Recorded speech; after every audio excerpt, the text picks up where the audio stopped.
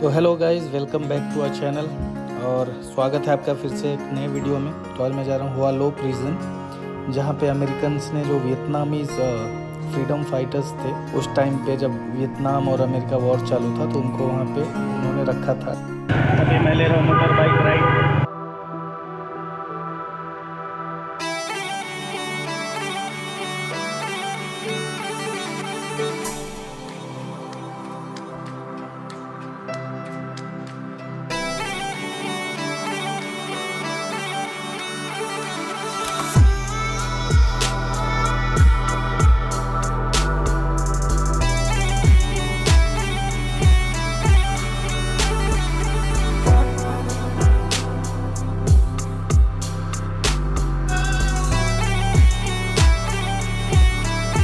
तो फाइनली हम लोग पहुंच गए हुआ लो प्रिजन। और चलो सबसे पहले चलते हैं, लेते हैं यहाँ का टिकट। तो ये हो गया अपना टिकट लेके, तो और इसका प्राइस है 30,000 वियतनामीज डोंग, जो होते हैं अप्रोक्सीमेटली 105 रुपीज़।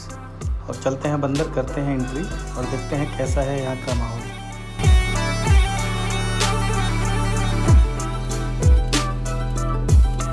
तो भाई गाइड के लिए पूछ रहे थे, और जिसके लिए अपने को पे करना पड़ता 1,00,000 करेंसी। तो नाउ वी आर हियर।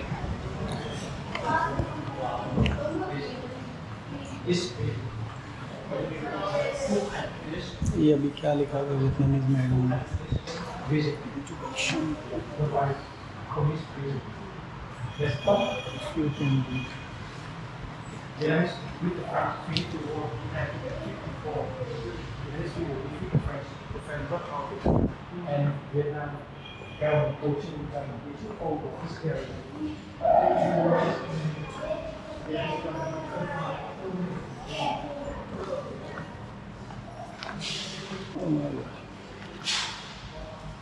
यहाँ की लोकेशन है। This is a kind of map.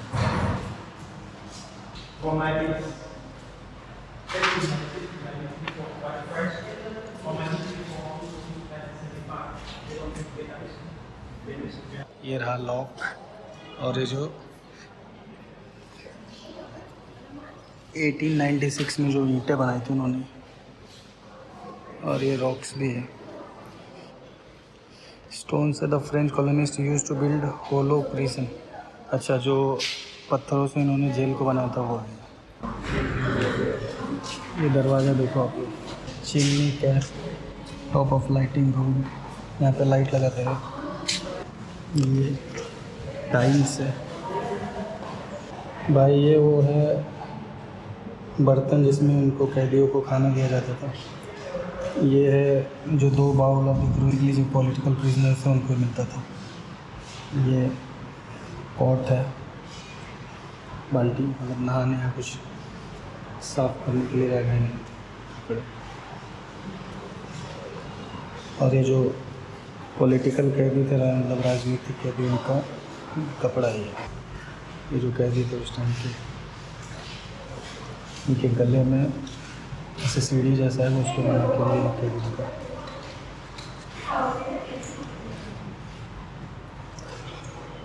इनके बारे में डिटेल्स है।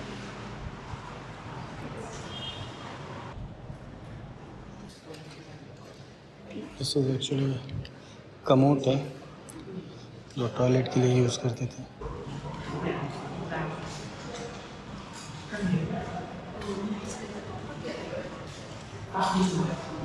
तो भाई जो कैदी थे, कैदियों के पाँव में देखो ऐसे उनको डाल के बंद करके रखते थे। यार इतने horrifying life they were living literally. अभी ये तो क्या नॉर्मल स्टैचूज हैं, we are feeling sad for them. Just think how they were surviving. तो ये लोग कैसे रहते होंगे यार, unbelievable. Exhibition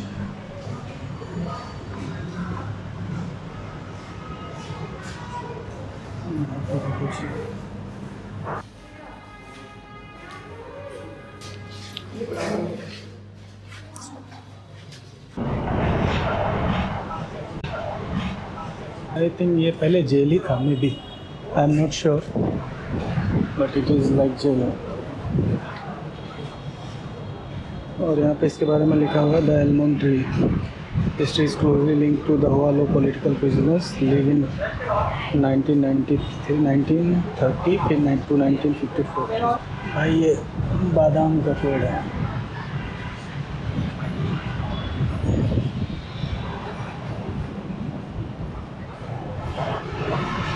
How they were torturing them while they were in the prison.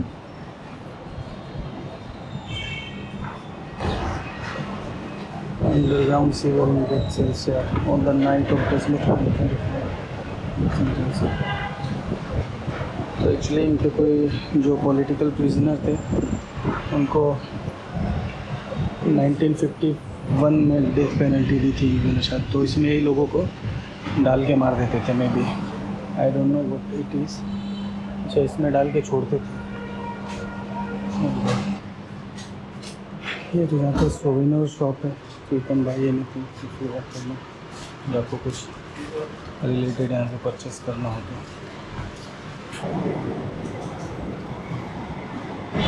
तो ये कुछ पिक्चर्स में दिख रहा है।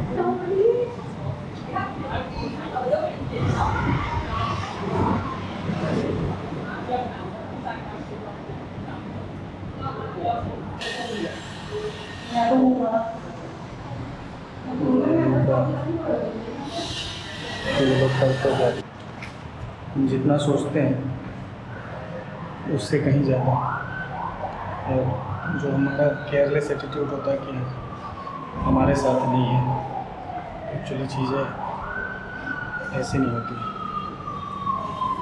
तो ये जो कारागार देख रहे हो, इसमें महिलाओं को और साथ में बहुत ही जो छोटे बच्चे होते थे उनको रखा जाता था। यू कैन सी दैट,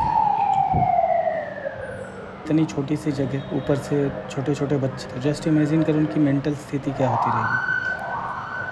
मतलब जो अपने देश के लिए देशभक्त हैं उनके साथ क्या होता था, अनबिलीवेबल। एक्चुअली जो आप ये मशीन देख रहे हो, इसमें वियतनाम वॉर के दौरान जो प्रिजनर्स होते थे जिनको सज़ा मिली हुई रहती थी, तो उनको इन लोग ऐसे मुंडी रख के गला काट देते थे। और ये जो सामने बॉक्स आप देख रहे हो, इसमें वो सर गिरता था, और बाद में आप देखो ऐसे टोकरियों में रखा हुआ है उनके सरों को। एक बार देखने के बाद भाई आपका दिल दहल जाएगा, ट्रस्ट मी। तो बहुत ही ज़्यादा क्रूअल था। और इस तरह की बेड़ियाँ वो जो यूज़ होते थे उस टाइम पे, जो भी उनके द्वारा जो इनके ऊपर जुल्म करने के लिए यूज़ करते थे, ये सारी वही चीज़ें हैं। मेरा तो भाई देख के दिमाग ख़राब हो गया था। इस तरह से छोटे छोटे कमरे थे, और इन कोठरियों के अंदर आई थिंक एक काल कोठरी टाइप का था। आप देखोगे बहुत ही कम स्पेस है, और उसमें एक बेड के ऊपर उनके पाँव में बेड़ियाँ डाल के वहाँ से, मतलब वो जगह से ना उठ के चल सकते हैं ना कुछ भी। और ऐसे छोटे छोटे बेड बने हुए थे जिसमें उन लोगों को रखा जाता था। बहुत हॉरिफाइंग हिस्ट्री है। इसका इंट्रोडक्शन है, you can read it.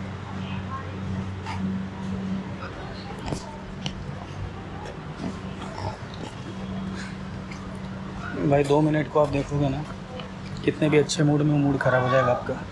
Trust me, it is so horrifying. ये पहले की है, तभी की पिक्चर्स हैं जो आई थिंक बॉम्बिंग या जो भी उन्होंने करा। जो छोटे छोटे बच्चे हैं,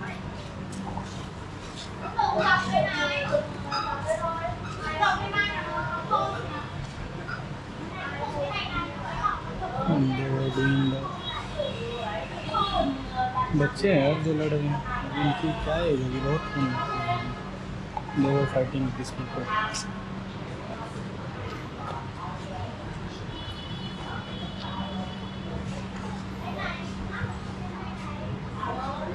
बाद में I think this things are after independence, नहीं उसके टाइम पे।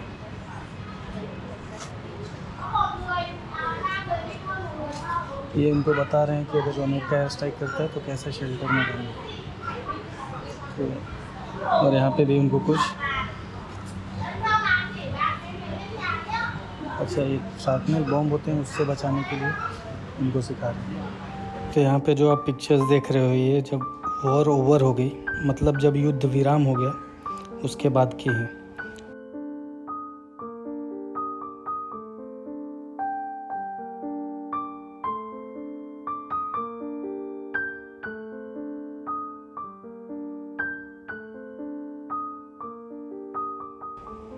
ये जो आप यहाँ पे सीन देख रहे हो, ये काइंड ऑफ उन्होंने वॉर मेमोरियल बनाया हुआ है यहाँ के जो स्वतंत्रता सेनानी थे या सैनिक थे, उनकी याद में।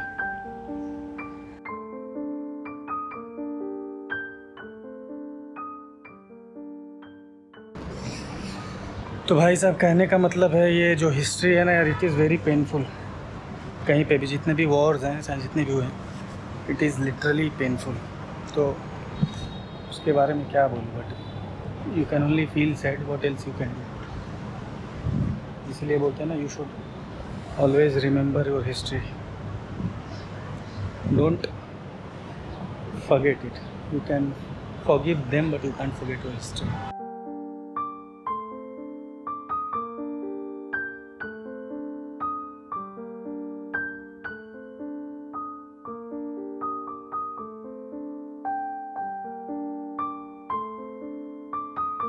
तो यहाँ पे इन्होंने जो दिखाया है वो है कि जो अमेरिकन सोल्जर्स थे, वो जब यहाँ पे रहते थे, या जो इन्होंने शायद कैप्चर करा होगा वॉर के टाइम पे, तो उनके द्वारा पहने हुए कपड़े, उनका गिटार, उनका सामान सारा, even they use to play football, volleyball. और साथ ही साथ यहाँ पे जो अलग कमरा है, इस कमरे में भी आप देखोगे तो नॉर्मली जो वो सामान यूज़ करते थे, मतलब जो उनके यूज्ड कपड़े हैं उस टाइम के, वॉर के टाइम पे, वो हैं। उनका बेड है,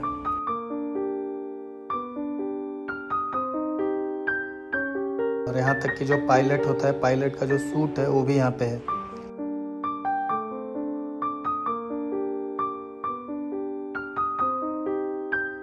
तो अब चलते हैं ऊपर वाले सेक्शन में। तो let's see what is there in second floor.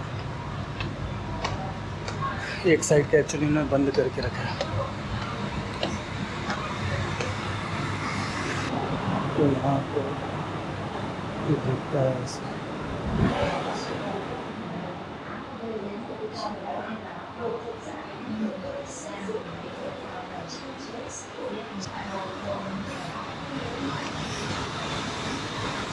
I think जिनकी डेथ हुई है, उनके नाम और वो सब लिखे हुए हैं, कब हुआ, कब, when they born, when they died actually।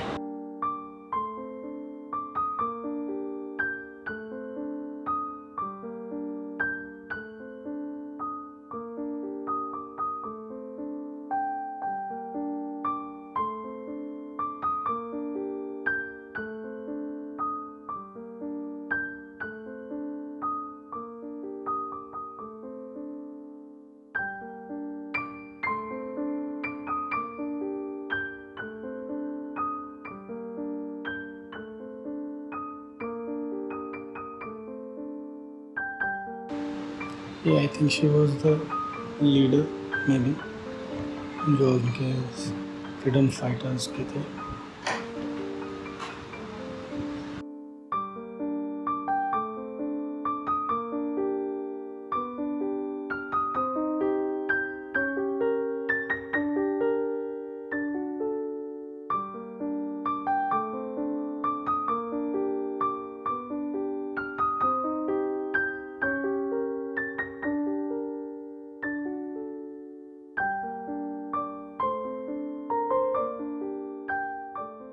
लगभग 1666 जो प्रिजनर्स थे, उनको यहाँ पे रखा गया था बिटवीन 1899 से 1954 में। वही सेम चीज़ यहाँ पे मेंशन है। तो उन्होंने पीरियड्स दिए हैं उसके कि कब कितने लोगों को यहाँ पे रखा गया। ये हो गया ऊपर का section complete. Now I am going down. No matter what आप कहाँ से बिलोंग करते हो, बट जब इस टाइप की चीज़ें आप देखते हो ना तो बुरा तो लगता ही है, trust me. This feel so sad. I think ये एग्जिट ही है, तो will rest for some time और उसके बाद फिर जाते हैं, देखते हैं क्या होता है। This is the history, we can't change them now.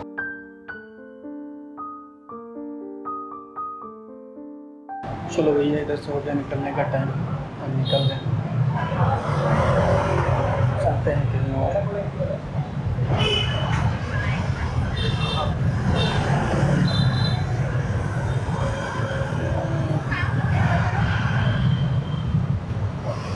We have to move this way.